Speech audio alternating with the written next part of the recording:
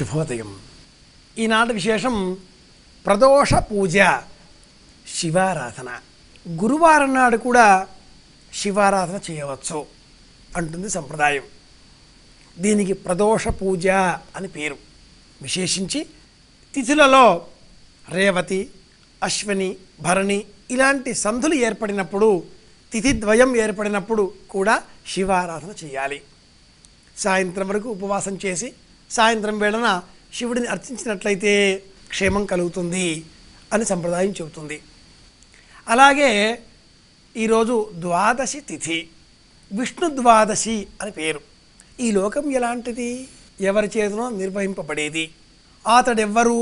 శివుడు కావచ్చు, విష్ణువు కావచ్చు. పోతన్న గారు ఎలా అంటారంటే, ఎవ్వనిచే జనించు జగమెవ్వని లోపల ఉండు, లీనమై ఎవ్వని యందుడిందు పరమేశ్వరుడెవ్వడు, మూల కారణం వెవ్వడు, అనాది మధ్యలయుడెవ్వడు, సర్వము తానయైన వాడెవ్వడు, వానిని ఆత్మభవుని ఈశ్వరుడిని నే శరణంబు వేడెదన్ అంటాడు.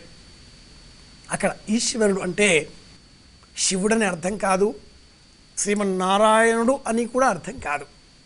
శాశ్వతమైన వాడు, అచ్యుతుడు, అనంతుడు, అంతటా ఉండేవాడు, అందరిలో ఉండేవాడు, అన్ని వేళలా ఉండేటటువంటి వాడు, అన్ని చోటలా ఉండేటటువంటి వాడు అని అర్థం. కాబట్టి ఎవనిచే జనించు, ఎవడు ఈ సృష్టిని కల్పింపజేస్తున్నాడో, ఎవడి యందు ఈ జగమంతా కూడా లయకాలంలో లీనమవుతున్నదో, ఎవడిని మనం పరమేశ్వరుడు అని పిలుస్తున్నామో, ఎవడు ఈ ప్రపంచానికంతటికీ కూడా మూల కారణం అవుతున్నాడో, అంతా తానే ఎవడైతే అవుతున్నాడో అటువంటి వాడు ఈశ్వరుడు, ఆత్మభవుడు. వాడెక్కడున్నాడు? లోన ఉన్నాడు. కాబట్టి శివుడిని కానీ విష్ణువుని కానీ బయట వెతక్కండా లోన వెతికే ప్రయత్నం చేద్దాం. బయట వెతికితే ఆలయాలలో అర్చామూర్తి విగ్రహం కనిపిస్తుంది. ఈ విగ్రహం నిగ్రహం కోసమే. ఒక మనిషిని మనం చూసాం. ఆ మనిషి స్వరూపము ఆహ్లాదకరంగా ఉంది, ఆనందకరంగా ఉంది. మరి మనస్సు తెలియదు.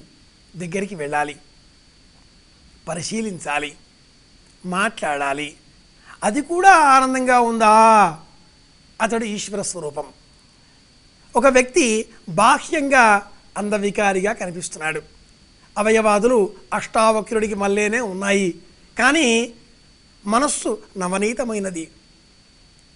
మనుచరిత్రలో చెబుతారు పెద్దన్నవారు, నిండు మనంబు నవ్య నవనీత సమానము, పలుకుదారుణ ఖండల శస్త్రతుల్యము అంటారు.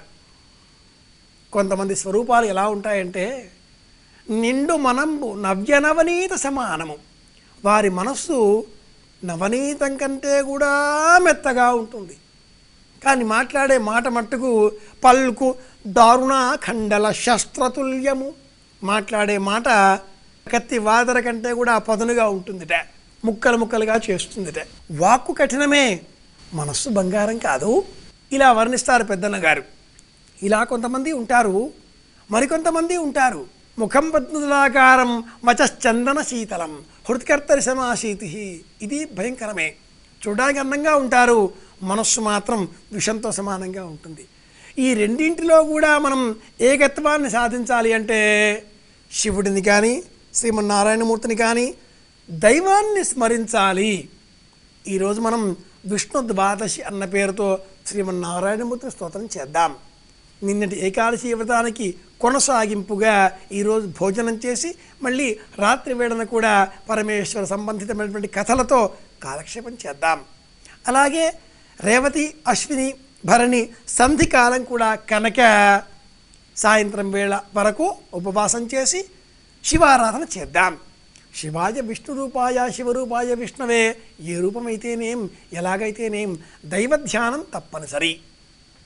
అది కూడా సంధి వేళలలో, ఉదయం, మధ్యాహ్నం, సాయంత్రం వేళన, ఇలా 3 కాలాలలో కూడా శ్రీమన్నారాయణమూర్తిని కానీ ఈశ్వరుడిని కానీ దైవధ్యానం చేస్తే మనస్సు ప్రశాంతంగా ఉంటుంది. చంచలమైనటువంటి భావనలు మనస్సుకు దరి చేరవు, చీకాకు పరచవు. మనస్సును చీకాకు పరిచేవేమిటివి? లోక సంబంధితమైన విషయాలు. అవన్నీ మనం కోరుకున్నప్పుడు లేదా పోల్చుకున్నప్పుడు, లేదా మన దగ్గర లేవే అంటూ విచారపడినప్పుడు, అంటే పోల్చుకున్నా, బాధపడినా, లేవే అంటూ దుఃఖపడినా అప్పుడు మనకు కోపం రావడమో, ప్రతీకారం తీర్చిన బుద్ధి కలగడమో, లోక సంబంధ బాంధవ్యాలతో అనుబంధం ఏర్పడమో చోటు చేసుకుంటుంది.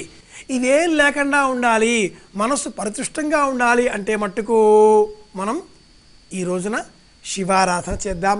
అలాగే విష్ణు ద్వాదశి ఈనాటి విశేషం కనుక శ్రీమన్నారాయణమూర్తిని స్తోత్రం చేద్దాం. ఆ దైవం అనుగ్రహంతో అహం తొలిగితేనే అనుగ్రహం కలుగుతుంది కనుక దైవం అనుగ్రహంతో మనమందరం కూడా ఆనందంగా ఉందాం అని కోరుకుంటూ శుభమస్తు.